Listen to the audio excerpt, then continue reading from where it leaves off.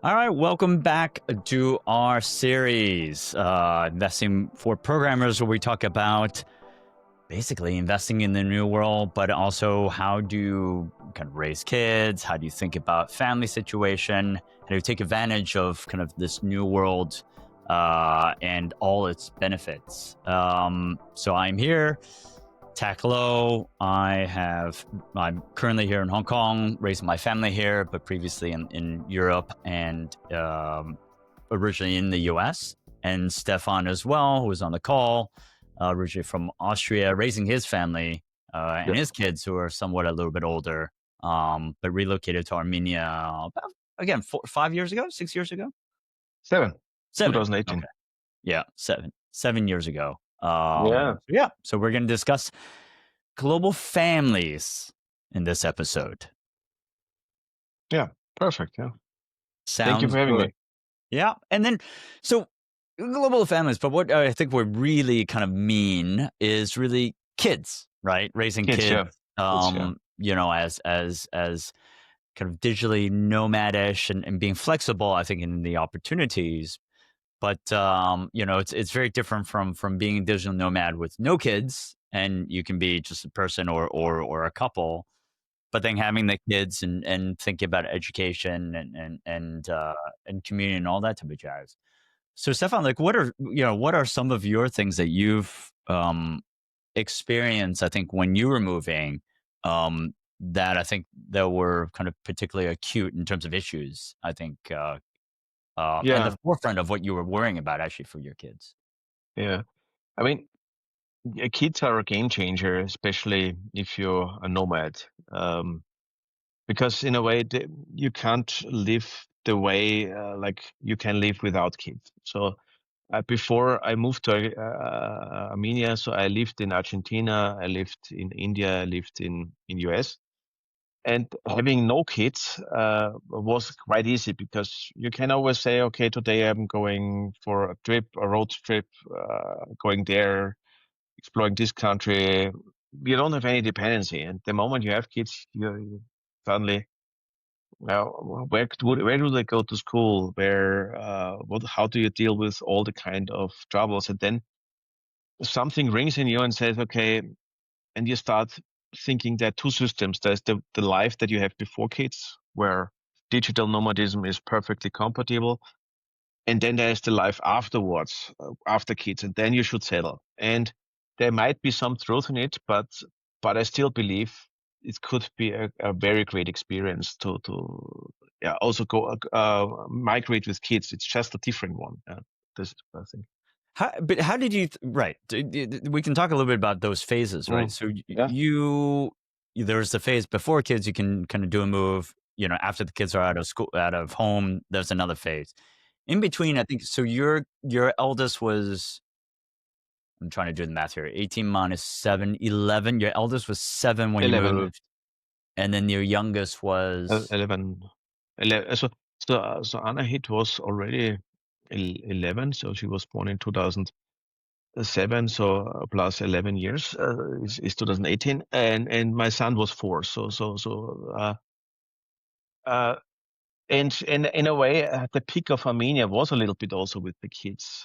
So because in 2017, my wife and we were in this kind of crossroads. We said, okay, so she was learning German, but she didn't speak perfectly German. And in Austria, so you need to be quite fluent in German for a lot of jobs. So they have no English high culture, German, right? You're talking about high German? Yeah, well, not the Swiss German and all that garbage. But we also have a dialect. This makes it also very difficult. Oh, right. Okay. Not as harsh because so there's the saying, the Swiss understand everyone speaking German. The Austrians understand themselves, of course, and the Germans only understand the Germans. So this kind of model is, and we have quite a tough dialect, and there is a lot of people complaining about it. So you have your German course, you learn this plain high German, and suddenly somebody talks to you in dialect, and you have no clue what he was talking about. So language is a topic, and for my wife it was a topic because she couldn't start a job. So there was my son Corian, who was quite young, and and she would have to find a way to place if she wants to start half-time job. And we always realized, even if she started somewhere half-time, all the money she would make, we would have to spend for Cohen's upbringing somewhere that he can stay. And so it was tough Mm, to get her into a corporate environment. mm, And so we said, okay, let's move somewhere where we can at least rule out the language part. And we said, mm. okay, where do we speak English if we don't want to go back to US? Yeah, UK, fine. I had a job offer from Scotland, and they said, great, this will work out because they speak English. Yeah? And I was interviewed by 3 people. One was from Edinburgh, speaking Edinburgh accent, no problem. The recruiter was from London, perfect British English, and the third one was a Scotsman, but he was raised to speak without any accent. So I thought, okay, what do all the people have against Scots? I understand them so perfectly fine. Well, that's you got the easy case. Yeah, this was Yeah. the easy case in the recruitment, but the tough case came when my direct reports were all from Glasgow. So suddenly Right. I was Yeah. introduced, and I wasn't sure what he was telling me. I actually I know very well because I actually when I was in high school I did Yeah. I backpacked across Scotland. I was trying to get to Mhm. Elan Donan Castle, you know, the big castle Yeah. in Highlander. Highlander, yeah, the And Highlander yeah, Castle. and Yeah. this is way back in the day, right? So it wasn't very frequent to get a bus, and I missed my bus, and so I had to hitchhike. It's my only time hitchhiking, and I was like, "Look, this is Scotland. How how dangerous could it be? It should be all right."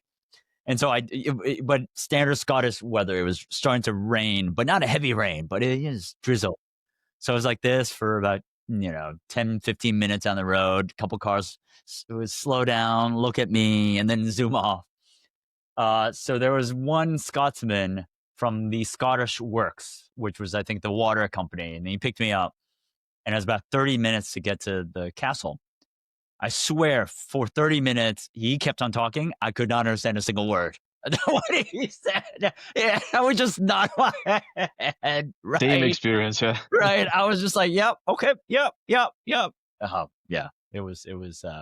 So yeah, Yeah. so Yeah, Scotland was ruled out for you. this was, yeah, I was there for half a year, but I realized that basically that there's a language barrier, and also, and then here comes the kid point question. So my wife, in the meantime, was moving with the kids to Armenia. So we said, okay, I settle in Scotland. I bring the family to Scotland, because there was for us no reason to stay to keep Diana, my wife, in Austria. She anyways wanted to spend more time with her parents, and it was the simplest easy to. She moves in with her parents for a short time, and I bring her then to Scotland.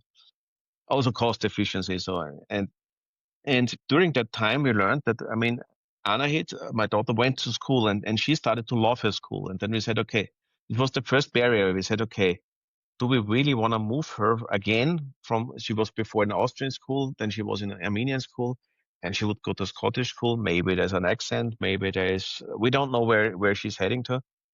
So this was one of the big reasons. And we realized, okay, in Armenia, I mean, there's many advantages of Armenia, but then one of them was that Diana's parents were there, that the school system was really great. We didn't know how great it was back then.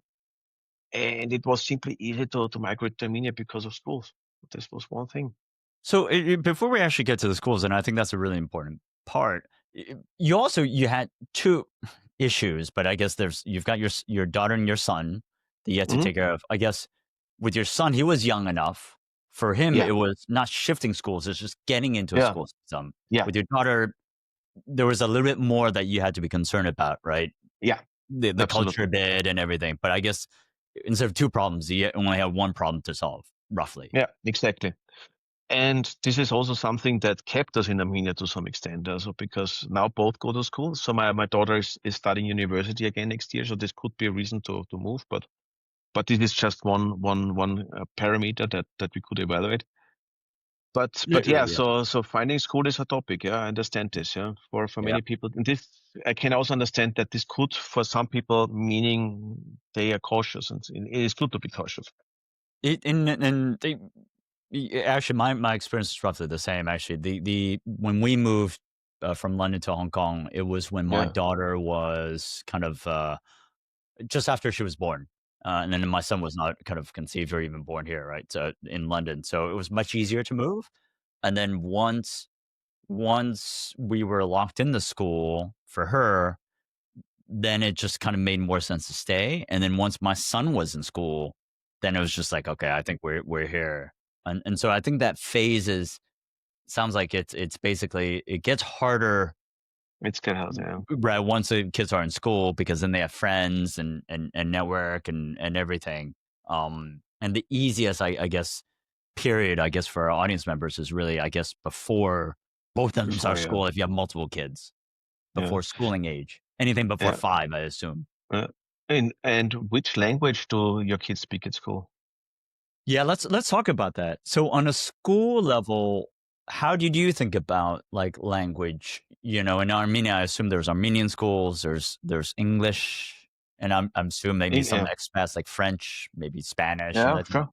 How were you thinking about it? And maybe even German.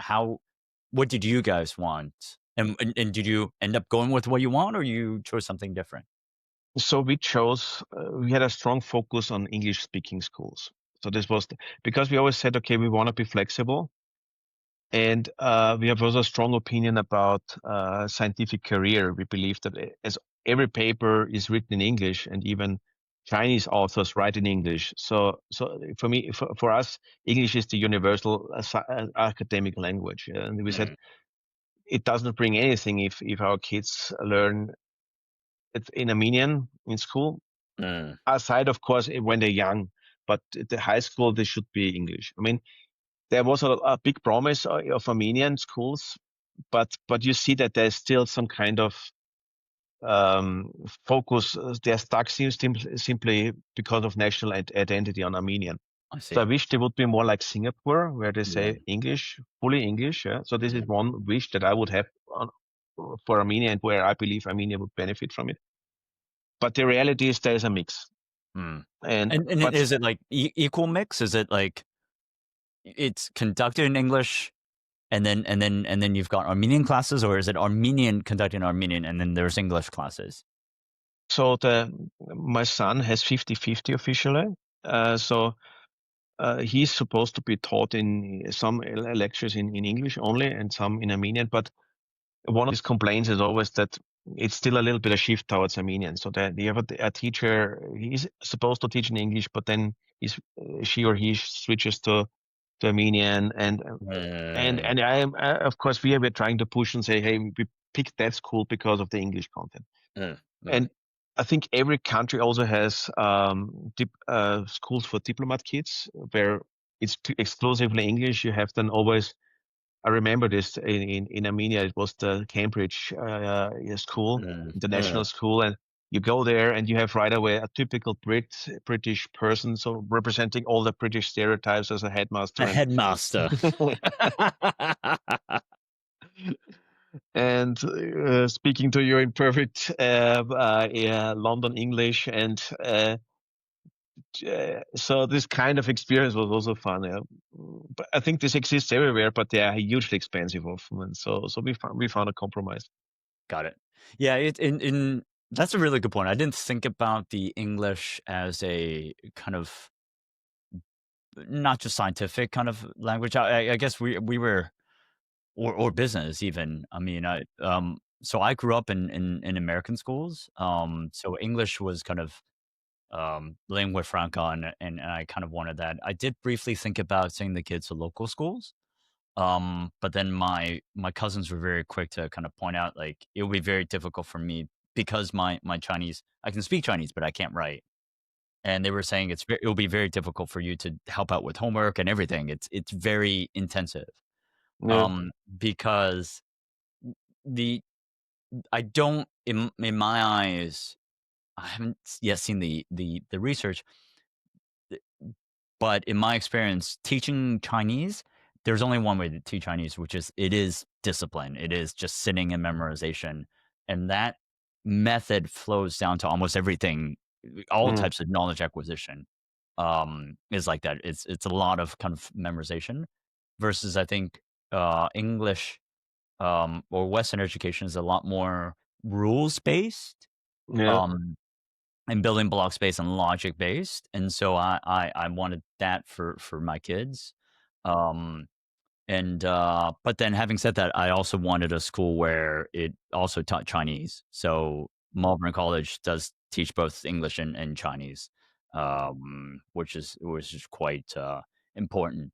But then, how if that's the case, do you believe then in identity for your kids, and so that they obviously there's the English piece, which is for a career in the future, the Armenian piece is for your wife and her cultural identity. But then how about your European and Austrian identity? Do you think that's important? Yes or no? And how do you inject that?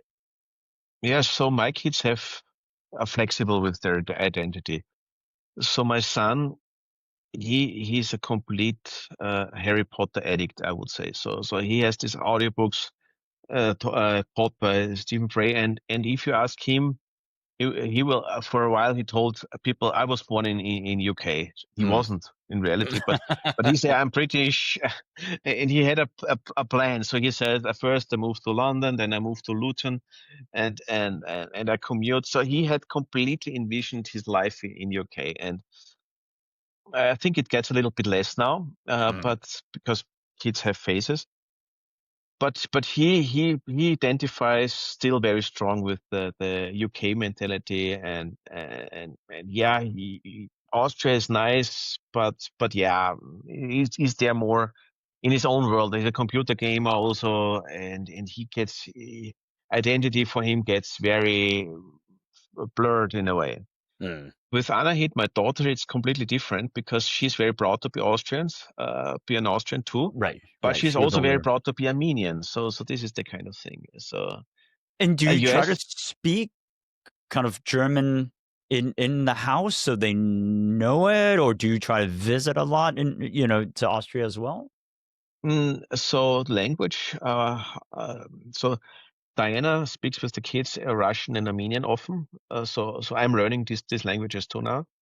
If you all together, English is the common language because everyone understands it. And and the thing is, the kids, they audiobooks, German audiobooks. This is where they keep the German level high. Um, but in a way, so for me, it's very important to keep focusing on English because it's the language that my son and I speak best, and everyone else. So my speaks it perfectly. It's more so. Yeah. It also gives the kids the flexibility. So my daughter, for instance, she says she's going to university, and I think her precondition is it has to be an English spoken university, although she speaks tons of languages. Right. Actually, that's that we can also move into university selection as well. Yeah, with my kids, it's for at home we try to speak Chinese. My wife's Hmm. half Korean. So with her, I try to say with mom speak Korean and then with me speak Chinese. Doesn't always work out that way. But yeah, we try to keep that way, and that way she can kind of or the kids can learn both Korean and Chinese, and then just speak English at school. Ho- So l- if on the identity piece, let's say, so you've got your home identity, you've got the school identity, or the kids do. I think a lot of kind of digital nomads, expats, when they're raising families, they also have communities outside of school, right? And sometimes that's how they keep that identity, right? I remember when I was growing up, I would go to the American school, and then on the weekends I would go to the American club. So not only schooling wise, I would be exposed to American culture, but socially, right? It would be like the sports and video games and that type of thing. How is it in Armenia as well? Is there an expat kind of group? And in if so, if not, how do you how do you explore that on a social level? So Yeah. they're kind of exposed to lots of different kind of identities and cultures as well. I think it depends a lot how many people of your own culture are around. So we have an international meetup in Armenia where people from all countries, European countries mostly, the Swiss, then of course Germans are here, Austrians. Only a few Austrians are in Armenia. But it's always great to meet up with a fellow Austrian and speak in dialect. But so we keep that a little bit. So we see also a little bit that identity shift. So between something that's completely Armenian that we don't want to completely absorb. Mm, So there are some things that we want to still absorb. This is very clear. mm. And I And also and saw this when, yeah, and all these meetups, they're like dinners, or is it like, like yes, Sunday? I don't know if Austrians do like a Sunday like buffet or like a big lunch or something. Is it yeah, it's that? like the typical thing. German speaking is drinking beer together. So there's a Stammtisch, yeah, in a beer place, and people A drink beer beers garden. and beer garden, yeah. So this Yeah, is I like so Oktoberfest type of like style, right? Oktoberfest, yeah, Right. yeah. This works well with German speaking, and this happens once in a while. But I mean, the funny thing is that I feel also cultures are very different in absorbing identities. So when I was in US, and this is an interesting example. So as an Austrian, I tried to connect with Austrian communities, and I was there also at some point in a meetup in Austrian. But one thing was very obvious that the German-speaking people in US and California, most of them adjusted very strongly to the US culture. So there was this meetup. People talked in English, yeah, and I said, "Hey guys, it's all German-speaking. Let's switch to German." Yeah, Mm, and then after a while, we're still again talking English, and I felt also a lot of people felt like US Americans. And then I had at the same time, because I was with my wife Diana there, she's Armenian, the Armenians were completely differently. So the Armenians, they had these Armenian barbecues and they talked in Armenian, and everything was Armenian, very proud of Armenian culture and I mean, mm. keeping Armenian tradition, Armenian food. So there is definitely different approaches on how to keep a culture or not. Right, right. So I guess it's for you guys, and it will be kind of beer, again, Yeah, schnitzel, sausage, and then maybe watching football. yeah, That's kind of, yeah, kind of. And then do you it guys have is. like a pub or a beer garden that's kind of the Austrian place? There is one, yeah, there is one. And but on the other hand, what I think is Armenian culture is closer to Europe as many people see. So there is more similarities than expected, and with that, people are just fine also to be uh, together. Yeah. So and also, and you feel never that distance to Europe. Yes, So I mean, that's true. you're 3 hours away from Europe. So when I was in Argentina or US, I felt far more away from Europe. I Right. mean, also of course, the distance, yeah, but also from yeah the way of Th- life. No, that's a good point. Actually, you're right. Over there in Armenia, it's probably not as the divide is not that big. Yeah. But here in Asia, right? So we have a French. Well, I think the French guys have their own bar. In fact, I've been to that. So it's very French, and they get together and they speak French. The Brits have their own thing. The Aussies have their own thing. The South Africans have their own thing. Um, yeah, and it's quite distinct. And people do, even if it's Aussies versus Brits, right? They speak the same language, but there are still some nuances um, that is different, and it's nice to kind of speak your local language or dialect or whatever it may be. Um, and yeah, so for us, we play rugby. So you know, it's more. I don't think we have rugby culture specifically, but I wanted my kids to play kind of a team sport. And so it was either going to be football or rugby, and ended up being rugby. And then, but I think in terms of culture, again, we weren't specifically. tied to the British one from a school perspective from rugby, but it just ended up better that way. Um, just because I didn't like the American system.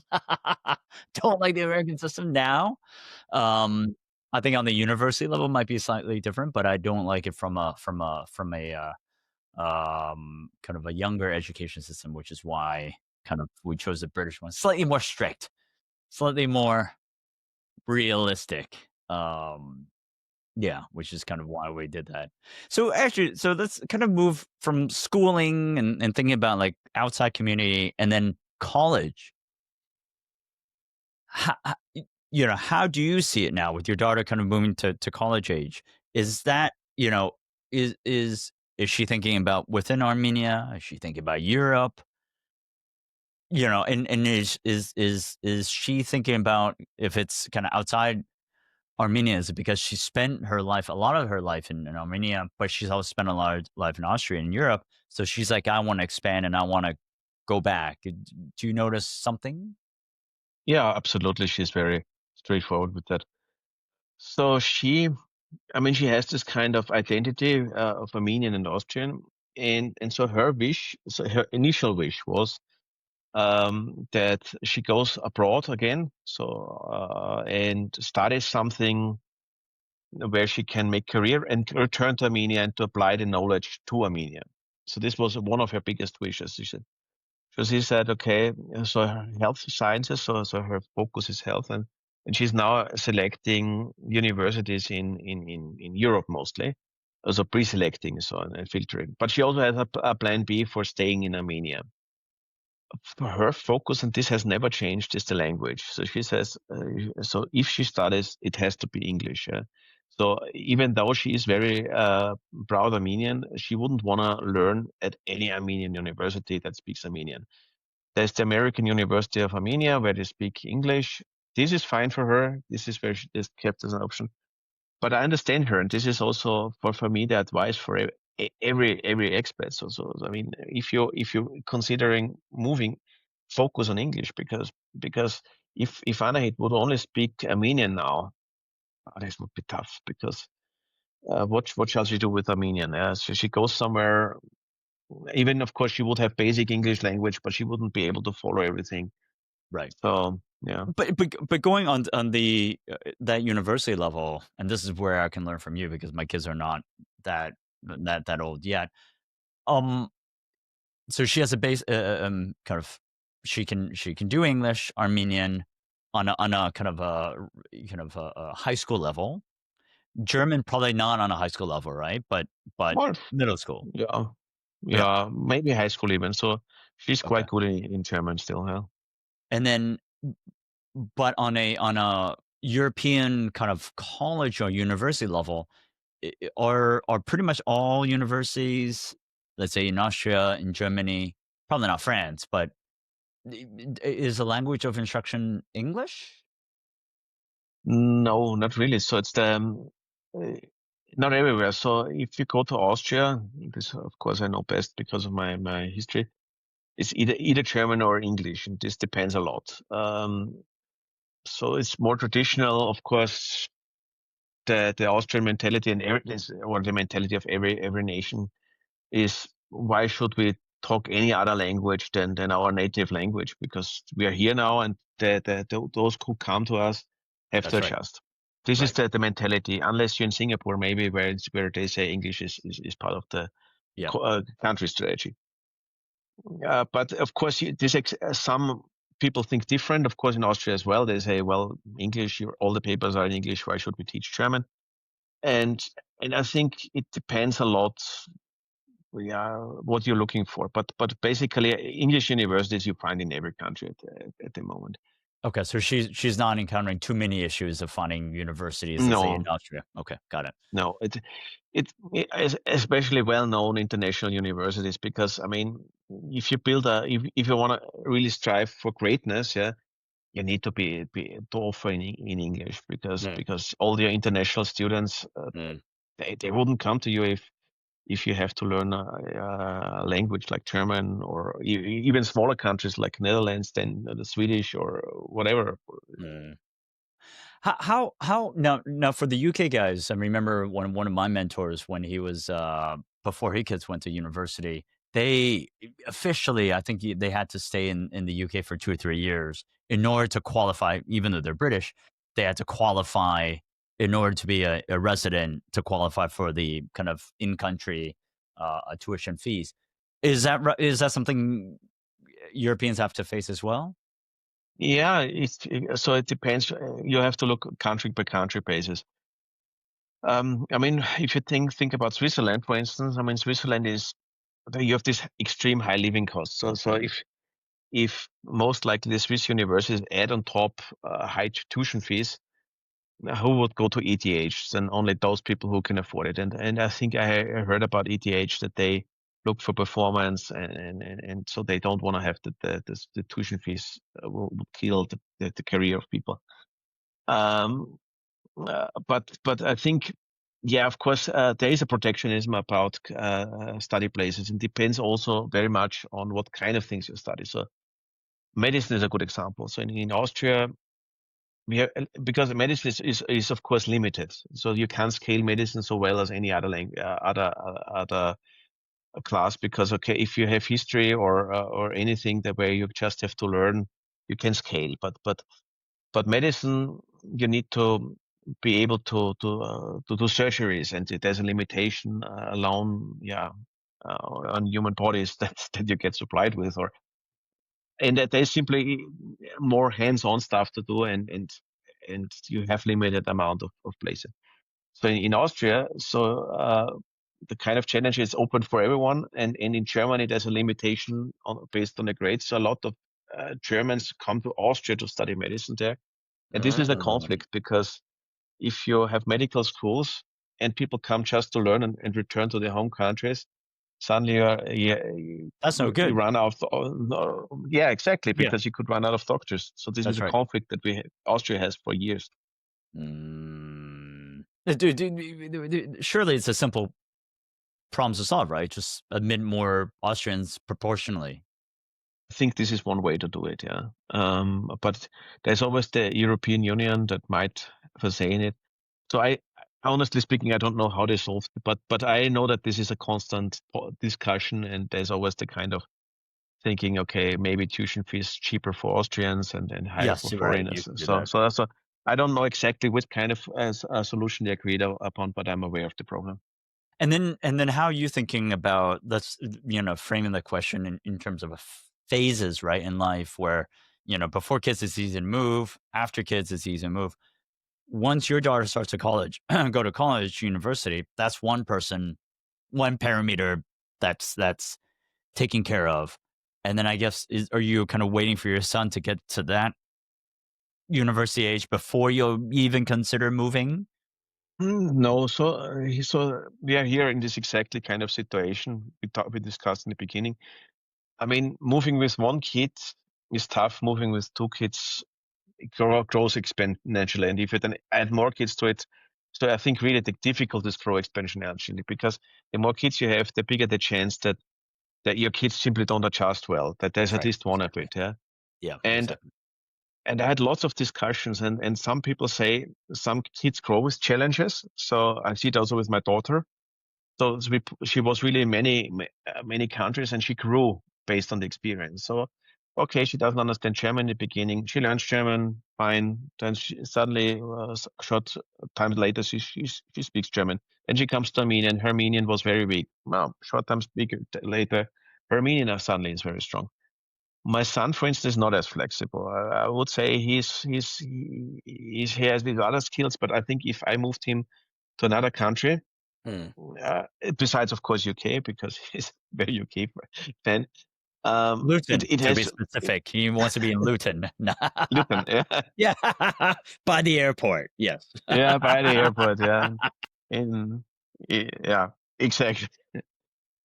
And but on the other hand, I mean, the thing is, but still here again, it will be the challenge of one kid then, because my daughter is perfectly capable then organizing herself. Of course, we need to support her, but getting a kid into school, this is the real challenge, because here you have someone that does it on, you have to not voluntarily in a way, yeah, because I think university is a choice of a kid already, and this is a sign of being grown up. But if you have a kid that is not happy with going to school, and then you have to move him to another school, you risk a lot, so that they will complain about, yeah, my friends at home. And I know a lot of people who also complained to me afterwards, so that they had been moving very often. This wasn't good for them, and others say it was. So yeah, but I'm open to it. But it depends on bigger topics. Let's say if I move or not. Yeah. So I guess it depends on the nature of now that you've got right these factors you have to factor in. No, It depends on their constitution and how they react exactly, to it. exactly. Yeah, and that's a really good point. Like growing up, we moved every 2-3 years, and I got used to it, and I didn't have to learn new languages, right? So I just went to all the American schools or British schools, where there's certain times I couldn't get into school because we went the wrong time. So I would go to a British school. Mm. Actually, but the British schools were the worst. Um, I wasn't used to that coming from the American school. Um, but having said that, like I think I adjusted pretty well. I think my brother probably adjusted pretty well as well. Um, but having said that, like I think I didn't want that experience for my kids. Um, just because I thought that having some roots, having a core group of friends growing up together was not just a lovely thing, but I think a badly needed thing. That's something I miss in my background, and having friends, arguing, making back up, and building a real relationship that way. Because for me, if I blew up with somebody or we had an argument, I knew next year I won't see you, and then afterwards I'll be gone, right? So there was no need to maintain relationships, um, which I don't think is especially healthy. Um, Yeah, of course. Yeah, so I think, yeah, for us, we try to make sure that we were there in a certain amount of time and not always moving, so the kids actually can maintain that relationship. But you're 100% right. I think if you switch different languages, it can be very difficult, right? And it could be bullying, it could be depression, right? Like you're just in a new yeah, environment, you don't even know how to handle it. yeah, exactly. And this is of course the question. So I think if you are a digital nomad, one skill you have to definitely learn with kids is the kind of educational skills. So I think, I mean, kids are in a way, like an investment. So if the more you invest in them, the more you get back. And some people are better at it, and some people are worse in it. And and and if you completely ignore that you have kids with you, and you're trying to move from one place to another, this could be lead to bad surprises. I guess that's the kind of thing. But if you're very forward looking and you know exactly how to prepare kids, then maybe it's experience. Yeah. But I think that's a really good point, right? That's like, what part of moving is your ambition as a Yeah. person, as a couple? What part of Yeah. moving is for your kids? And I'm not saying one is worse or better than the other, Yeah. but I guess it's just worth thinking about, right? So, because for Yeah. me, it was my parents or my father moved for his career. I'm not blaming him. I'm just saying that's what he did it Mm. for. And luckily, I was kind of at least kind of resilient enough to deal with it. Um, but not everybody could, right? And Yeah. and, and it is tough. And if you're a digital nomad and you want to just move for your own sake, and neglect, I think that period of adjustment, not every kid will react well to that.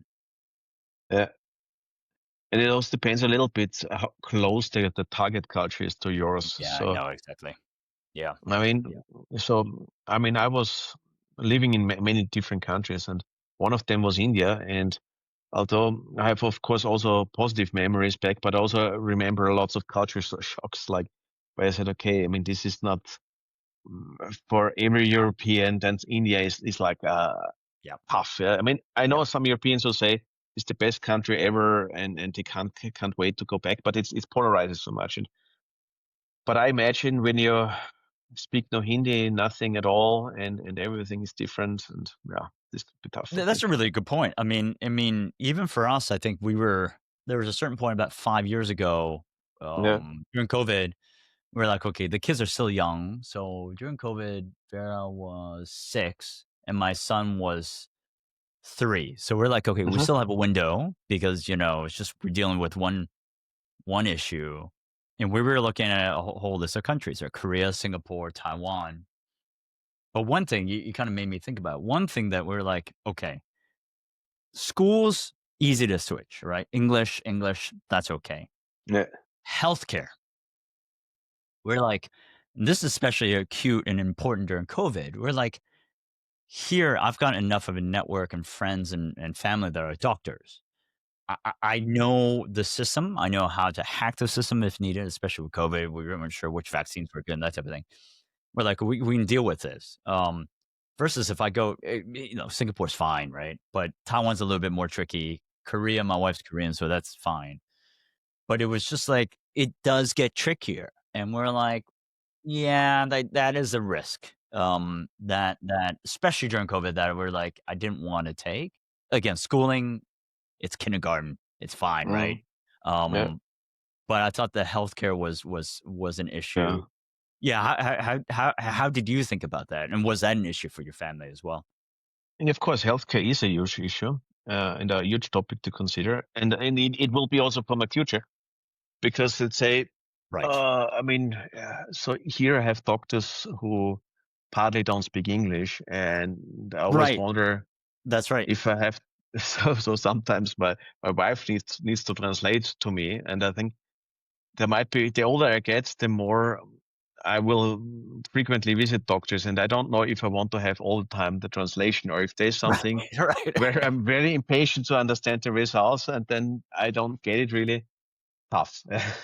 No, But on the and other the hand, the reason it made it sorry to interrupt, but it really made me think about this because uh, when my wife was having my second, Ethan, I noticed I was like, if so she had my first in London and she can yeah. speak English fine, but I was like, she would rather have kids in Korea where it's her native tongue because when you're in extreme pain, you can't really think about like, how do I translate this, right? You're like, give me the damn meds, right? Give me whatever you got. Give me the drugs, right?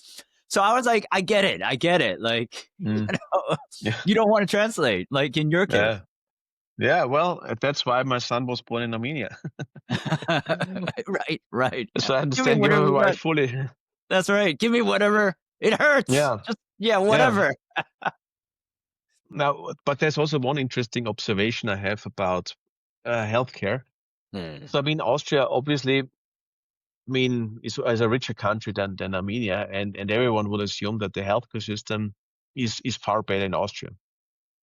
But there's one factor I think that people don't factor in, and this is median age of people. So even if you have a great healthcare system, if the median age of your population is high, you can also expect that it's more challenged. Yeah. and and you can often see the quality of a healthcare system by the amount of time you wait for non-essential surgeries. So let's say there's some surgeries, if you do it in half a year, it's also still fine. You might be in pain until then, but you have to wait. And here, you see in Austria, it gets a lot of delayed, and so that the healthcare system is really being challenged by the aging population. And this is one thing that I felt is different in Armenia. As people are younger, maybe the healthcare system is not as modern, but you have more attention from the doctors because they are not Mm. so busy. This was one of the impressions that I had. So when you go in like Hong Kong, you literally you're in and out in like 5 minutes. So in Armenia, Yeah, what is it? Like you get 15 minutes or is it even more? depends Okay. Okay. how much the time the doctor has and Regular how much. GP. Oh, Yeah, okay. Okay. yeah. So it's I think there is simply more. It's simply because of the kind of low age of low median age. This is my personal experience. in thinking about the future, I think one consideration I could have is the most innovative country in terms of healthcare. Mm, So because I mm, think healthcare is one of the things that is completely with innovation you can achieve far more performance. And I understand that healthcare is a sensitive topic, and some people are afraid of the negative consequences. But I think if you would allow more artificial intelligence in the healthcare system, and you're more efficient and you're better in your diagnosis, this could be a huge value add when you get old and you need medical care, because basically, yeah, it- this is I one thing I consider. No, I agree. I did an interview of Hong Kong Hospital Authority before, and they were kind of Yeah, instituting more kind of AI driven stuff, and they were basically yeah, saying, yeah, it's basically the efficiency of the doctors. yeah, Instead of filling in, reports, just generally, all the yeah, not all, but a lot of the yeah, admin stuff is taken care of. yeah, Um, and then that's just kind of the basics, right? Then you can layer on medical records with AI, so there's a kind of pre-diagnosis that you can actually kind of do, and that also kind of lessens the doctor's burden and time as well. Um, so I do think, yeah, it's good that we talked a little bit about healthcare, because I think when you are young and digital nomad, you don't really think about your health, right? You don't. You're on top of the world. You're thinking you're in the prime of your life. You don't think about the need for that, aside from kind of emergencies, right? But I yeah. think Emergencies. it's very different once you start having family, and kids Oh around. yeah, yeah. Um, Yeah, it's also because you have to think about if your kids get sick, this is the most worrisome thing for every parent, I guess. Even more if you're sick yourself because your kids. that's right. Yeah. No, that's right. So now that your daughter's about to go to university, and then let's say, Mhm. do you think then you and Dinah will reach that phase where now you're willing to go somewhere else? Do you think that's also in your future Yeah, as well? that could be an option, but it will not. So I would say my daughter's choice is an enabling thing, because if she moved to any other country, we of course more inclined to follow her or living close to her. Yeah, because we have a good relationship within the family, and especially my wife would worry much when. And but yeah, but so this is one thing where that could, but we wouldn't base our decision on her decision, because in the end she's a grown adult studying next month, and I mean, when she makes her decision, we have to support her, and it's not our. We're in a different role then. mm, Um, but it's more like we have an option more open. So I mean, living in Armenia means living in a country that can go from one of the most growing countries in the next 20 years to the completely opposites. And this is for many countries the way. So you need to stay open, mhm, and this mhm, means when our daughter is done with her school, our life a move gets less complex, because we need to worry only about one kid, and this kid speaks best English, so there's a chance that we would move if other things went in a way we don't want. Right. So I guess it's like once both kids are fully functioning adults and have a job, then that kind of frees up your mental capacity to consider, what's next, right? And whether it Yeah, is still in Armenia or somewhere else. Do you have you devoted some time in thinking, when that happens, what would kind of be the framework of priorities? Would it be cost of living? Would it be, I don't know, quality of life? Would it be healthcare? yeah. I think, yeah, I think perspective change when you grow older, which is quite natural. So of course I think ahead of it. So healthcare is a huge topic, of course. So you want to be somewhere where you are uh, close to a good medical healthcare system, because this increases your life quality and also most likely the age you can achieve. Then cost of living depends on how much money you made before. Yeah? So if you're this could affect, then weather is one thing that is could be, because if you choose then where you retire, you might choose a place that is has the perfect weather conditions. So this means you don't want to have too much heat in the summer, and you don't want to freeze in the winter, or you live in a place that's extra dark or something. Right, And if right. you can then choose Right. Who wants that? Nobody wants that. Yeah, yeah. Right. maybe retirement in north of Scandinavia is not the best. And also not so somewhere in the desert or so. No, but that's a really good consideration. Like I've noticed. So did you know Hong Kong has actually one of the longest living? I think it is the longest living kind of city in the world. Yeah, there's a lot of different reasons, and obviously it's a small island. There's pollution, all that type of jazz. But I think one is the diet is very good, and the fact that it is small, so it's quite social. It's quite easy for people to go out, meet a friend, right? And socialize. And I think that social element actually does very And, well and, for that's, stimulates the mind and yeah, conversations and that type of thing. Um, but one thing I think is the weather. It is hot, but you get maybe 2 weeks of really really hot, but it's never too cold, which I that's think good. I've noticed more as one Uh, gets older. One is more sensitive to the cold. yeah, yeah, Right. Hot is okay, but I think it's the sensitivity to the cold, which I noticed with a lot of my older relatives. yeah. This is definitely one thing, and also the light exposure you have, because you get more sensitive, and I mean, for a young person, I mean, some young people also get depressive Of course, in yeah. northern countries. And they have, so this is, I think, also where the rational mind comes, because if you think about Iceland and all the Scandinavian countries, they really created a system that lets you deal with the kind of challenges of the cold season better. But I How? think What was this stuff?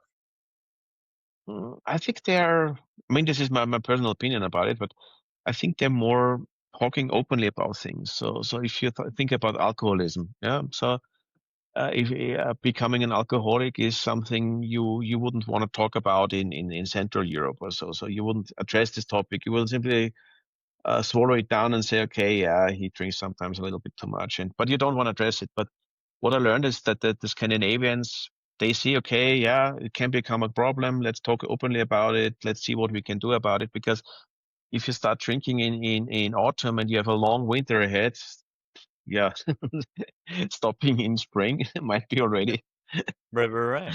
Huh. a long time. Never thought about that. Never thought about that. Uh, I actually, uh, I'm trying to kind of bring. I think I mentioned this on another episode before. So my wife has a cousin who's Korean but been living in France for a while, and her and her partner recently moved from France over yeah, to Peru. And yeah, I also asked, like, Peru, why the hell Peru, right? And so his criteria was actually no, I've got two kind of anecdotes.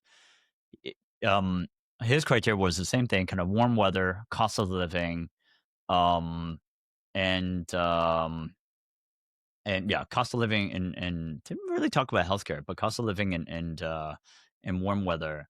And then I had another mate that literally just said ChatGPT. Uh, you want to optimize tax. You didn't think about healthcare, tax, weather, and proximity to his family mm, because he yeah, still had like growing up kids. And so he's like, I want to be, just maybe a 2 hour flight from my kids. So he designed a Guernsey. Um, so I guess what I'm trying to say is like, I guess that criteria, the physical needs become more important, but also I want to kind of share that people do it on using ChatGPT as well. And literally, my friend had a list that was generated, and he went. I was with him in Austin, Texas, and he literally one summer went to every single place. He went to Monaco, Guernsey, Austin, Texas. Just experience it and to see.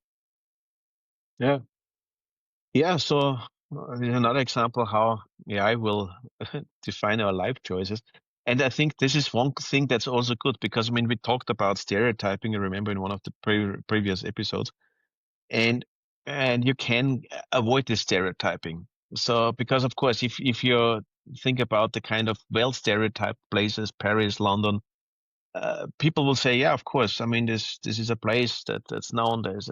They associate a lot of positive things, but there's so much negative stereotyping still in this world. So for instance, a friend of mine, he was just now in Colombia, and he said most beautiful place he has ever been. And the problem is simply that some people have this kind of association with the drugs in the past. So I guess if you talk with people and you mention some country names, but for many people, still the stereotypes come up, and then they completely oversee that these stereotypes are either not completely true or not true at all. But basically, you can't stereotype a country. I mean, there might be some countries that Of course. fulfill a certain amount of stereotypes, but it's not a full country. And I think this kind of decision, the stereotypes affect our decisions too much. And actually, to that point, so when you went from Austria to Armenia, you did visit. Did you Yeah, visit Armenia yeah, I before you're visit like, okay, in so you 2013. so you kind of knew what you were going into. Um, Yeah, I knew. and then I I was born in Hong Kong, so I kind of knew what I was getting into before I moved. So, right, I think it is important to Yeah, visit, right, to make sure yeah, and probably spend some good time there yeah, because I think first week you're probably like a tourist trying to figure everything out, right? You second week, third week, you start kind of yeah, going into routine, right? Then you start seeing is yeah, this a place that I could live, right? yeah. Yeah, and this is a good thing to mention, because I think there is a certain graph on the internet also that describes the mood changes of someone. So the honeymoon phase, and then the kind of disappointment phase, and then so this is like this kind of sinus ring. So the honeymoon phase, everything is better where I'm now, where I came from. I'm so happy that I got this behind, and then suddenly people start missing the old place, and they realize the new place is not perfect at all. And then this kind of phase, oh, I wish I never would have gone. And at home everything was easier. And then at some point you basically balance it out, and you, because of your personal growth, you enjoy your life more as you would have in both countries at any time. And So to this, that point, when you moved to Armenia, were there times where you kind of regretted? And you're like, "We gotta Armenia, push on?" Yeah, when you moved? Armenia, not really. This is the funny thing. I mean, of course, there were some things where I thought, okay, if I had wanted a career in business, so like really like working for large companies. With Armenia, I screwed this a little bit, because in Armenia we don't have too much, or we haven't had. I mean, now Mm, Nvidia is here, yeah. But mm, let's say I could have, let's say if I would have wanted good names in my CV with a reputation, the kind of selection Armenia is simply less, and I decided to become an entrepreneur. But Armenia never really regretted. So 7 years, there were maybe sometimes where I realized, yeah, I would have avoided a lot of problems if I never moved. Especially we had a war in this country, but at the same time, when there was the war, there was also COVID, and I realized that COVID was far less problematic than in Europe, because in Europe that the society was torn. So it's even today, so you have either a lot of people who are saying anti-vaxxers versus vaxxers, and they are in a huge conflict still. And I feel nobody talks about vaccines in Armenia, because it mm. never become that much a topic. Oh, is that right? Alright. Never. So and then so zooming that out, how when, our audience members listen to this, when they think about moving, what do you think is, like, the minimum time, especially with families, what do you think is the minimum time to think about devoting that in that country or city, right? Like, for me, I think it's, like, at least, like, 7 years.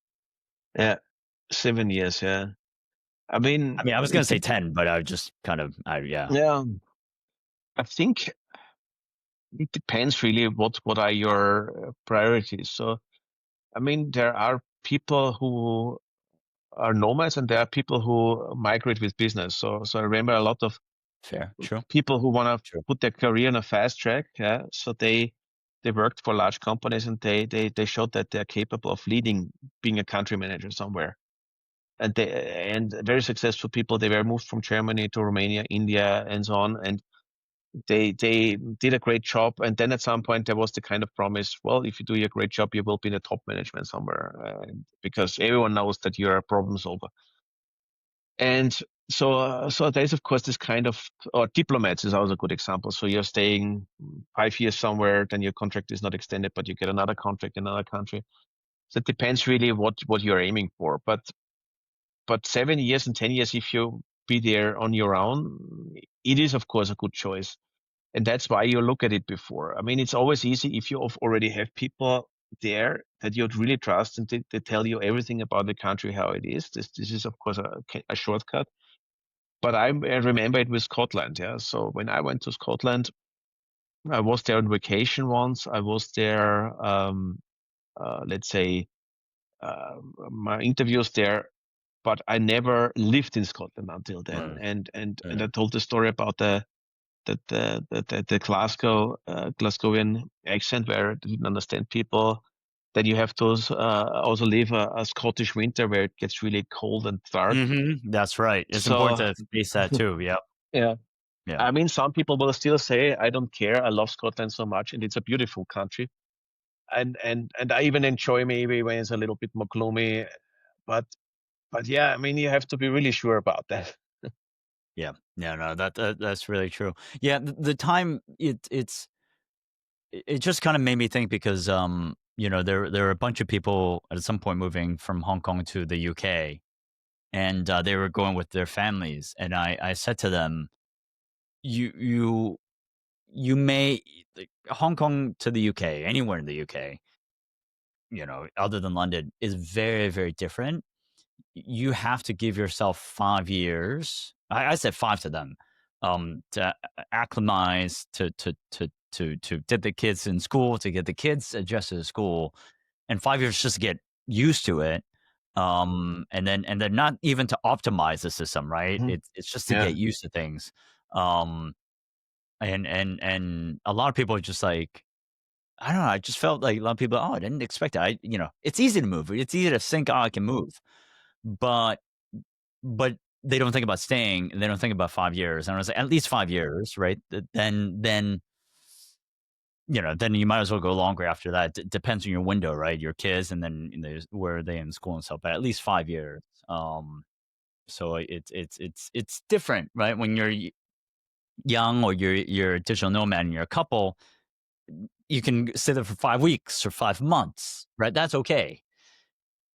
But with kids, that time frame expands a little bit more in their school season, and when they start and they stop. So you need to start planning that even earlier to get them to school, right? So you at least have to plan maybe a year minimum before. Yeah, you have to plan. So the kids, the planning starts, but there's also, to what you said now, there's some thought that I have that could be also very interesting. I mean, in the end, the question is always, what's your big vision in life? And this is also the question of how does whatever stay in a country contribute?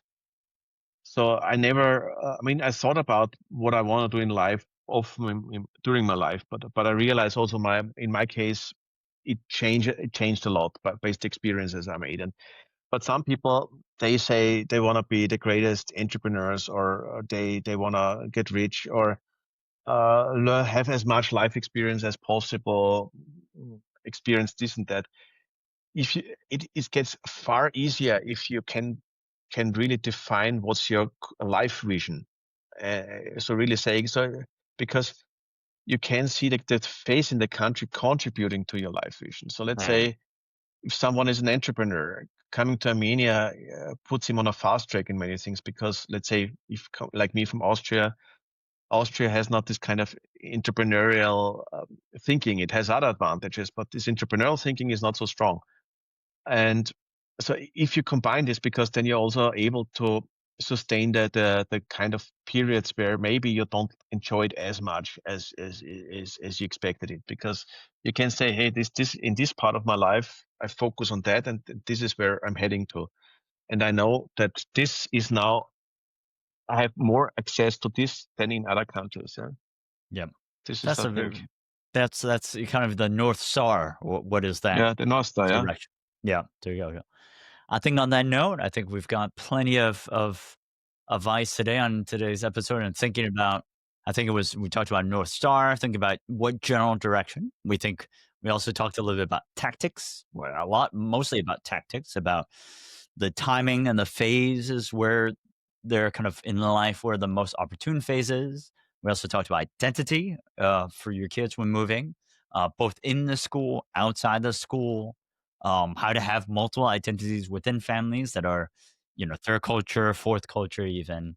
Um, and then, yeah, and then I think we talked about the previous phase when you have young kids, when you have kind of school going kids, and then for those listening that are thinking of moving after the kids are out of school, kind of some of the considerations as well, like weather, healthcare, that type of thing for those, for those people in that phase as well.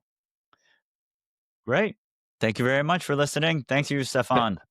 Thank you for being here. Then all the best.